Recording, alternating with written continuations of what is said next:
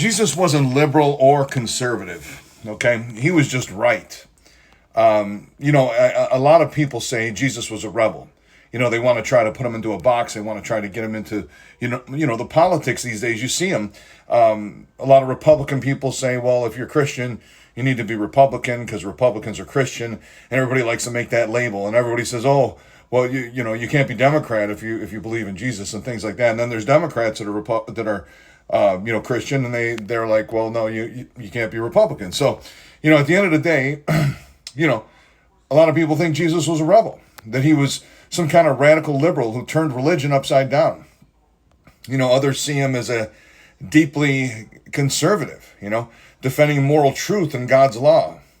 But the truth is he wasn't either, okay? Jesus wasn't about politics or labels. He was about righteousness. He didn't follow man's systems.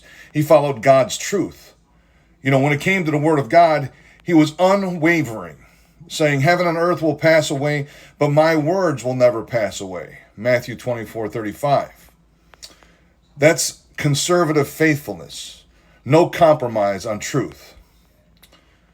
But, when it came to people, the broken, the outcasts, the sinners, he showed mercy and love beyond what anyone expected.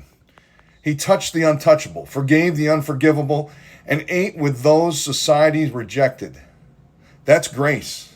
That's compassion. Jesus wasn't left or right. He was the way.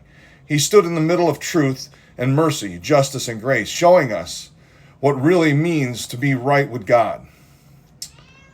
So, we're following Jesus.